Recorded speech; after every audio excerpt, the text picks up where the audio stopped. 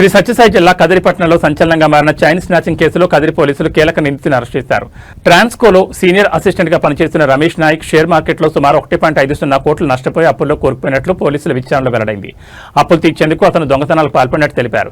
కదిరిపట్నంలో 2 వేర్వేరు ప్రాంతాల్లో మహిళల మెడలోని బంగారు గొలుసులను లాక్కెళ్లిన ఘటనలపై బాధితులు పోలీసులకు ఫిర్యాదు చేశారు.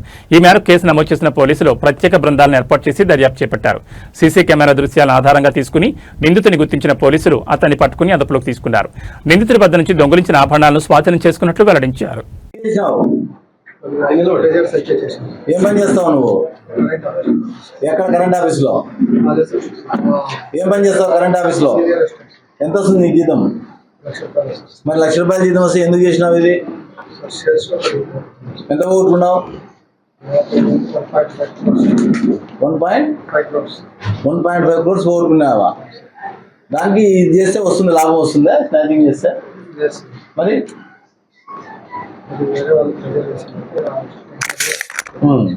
అంటే ఎందుకు దీని ఈ మార్గం ఎందుకు ఎంచుకున్నావు? అదే సులభమనా లేకపోతే పోలీసులు పట్టుకోలేరనా? మరి ఏదో ఒకటి ఆలోచన వచ్చిండాలి కదా, ఇదే ఎందుకు చేయాలనుకున్నావు? అందరికీ నమస్కారం. 28/4/2026 రాత్రి 7:30 నుంచి 7:45 గంటల ప్రాంతంలో మగ్గాల క్వార్టర్స్లో శాంతి అనే ఆమె వేరే వాళ్ళ ఇళ్లలో పని చేసుకుని ఇంటికి వెళ్తుండగా ఒక అపరిచిత వ్యక్తి అక్కడ స్కూటీ నిలబెట్టుకుని ఆమెను ఫాలో అయ్యి ఎవరు లేని నిర్మానుష్య ప్రదేశంలో ఆమె కత్తి చూపించి ఆమె మెడలో నుంచి బంగారు గొలుసు లాక్కొని పోవడం జరిగింది. ఇది జరిగిన తర్వాత దాని మేరకు ఆమె శాంతి ఫిర్యాదు మేరకు కేసు నమోదు చేయడం జరిగింది. మా ఎస్పీ గారు చాలా సీరియస్ తీసుకొని ఈ స్నాచింగ్ కేసు ఏ విధంగా డిటెక్ట్ చేయాలనే ఉద్దేశంతో స్పెషల్ టీమ్స్ 4 స్పెషల్ టీమ్స్, ఒక్కొక్క టీంలో ముగ్గురు చొప్పున 4 స్పెషల్ టీమ్స్ ఏర్పాటు చేయడం జరిగింది. అంతా కూడా నారాయణ రెడ్డి వారి సిబ్బంది ఎస్పీ గారి ఆదేశాల మేరకు చాలా కష్టపడి టౌన్లో దాదాపుగా 25 సీసీ కెమెరాలు స్టెప్ బై స్టెప్ ఆ ప్రాంతానికి ఎక్కడా చేరుకుంటారు, ఏ మార్గంలో పోతారు, ఇదంతా కూడా వెరిఫై చేసి ఆ టయానికి ప్రాబుల్గా ఎవరైతే రీచ్ కాగలరో అని ఐడెంటిఫై చేసి ఆ ఐడెంటిఫికేషన్ మేరకు సీసీ కెమెరాల సహాయంతో వచ్చిన ఆధారాల మేరకు ముఖ్య రమేష్ నాయక్గా గుర్తించి అతన్ని అరెస్ట్ చేయడం జరిగింది.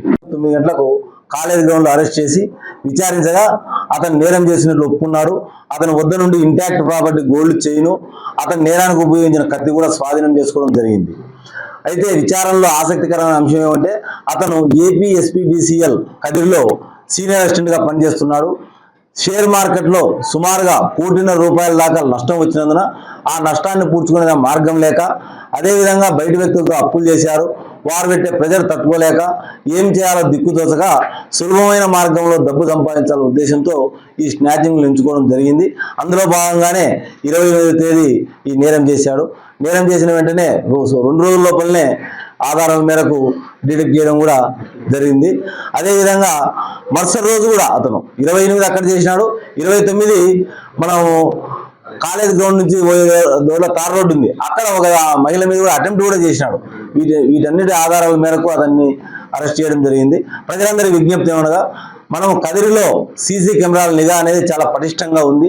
స్థానిక ఎమ్మెల్యే గారి చొరవతో దాదాపుగా 120 కెమెరాలుగా ఏర్పాటు చేయడం జరిగింది. అంతేకాకుండా మ్యాట్రిక్స్ కెమెరాలు ఉన్నాయి. 3వ నేత్రం అనేది చాలా పటిష్టంగా ఉంది. ఎవరు ఏం చేసినా కూడా మనము పట్టుకునేదానికి వీలుగా ఆధారాలు లభ్యమవుతాయి.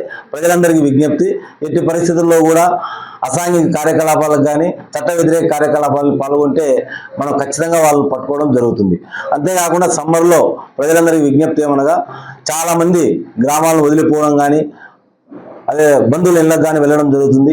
విలువైన వస్తువులు కానీ సామాగ్రి కానీ క్యాష్ కానీ వాళ్ళ ఇంట్లో ఉండకుండా సాధ్యమైనంత వరకు బ్యాంక్ లాకర్లో ఉంచుకోవాలి, లేదంటే వాళ్ళ వెంబడి తీసుకొని పోవాలి. వాళ్ళు లాక్ చేసినప్పుడు ఎవరైనా బంధువులు వాళ్ళ ఇల్లు చూసుకోమని చెప్పాలి.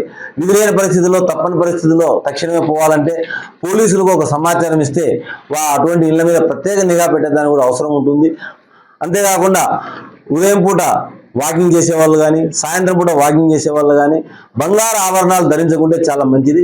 ఒకవేళ మహిళలు ఎవరైనా తప్పని పరిస్థితుల్లో బంగారు ఆభరణాలు ధరిస్తే కూడా చుండి వేసుకోవడం కానీ బయట కప్పుకోవడం కానీ చేసి వాకింగ్ చేస్తే చాలా మంచిది. అపరిచిత వ్యక్తులు ఎవరైనా సరే సమీపిస్తున్నప్పుడు గట్టిగా కేకలు వేయడము, అదేవిధంగా భయపడుకోకుండా ప్రతిఘటిస్తే చాలా మంచిది. ప్రతిఘటించే వాళ్ళ జోలికి దొంగలు పోరు. ఎప్పుడైతే ప్యానిక్ గురై భయపడతారో అటువంటి వాళ్ళ మీద దాడి చేసేదానికి ప్రయత్నం చేస్తారు.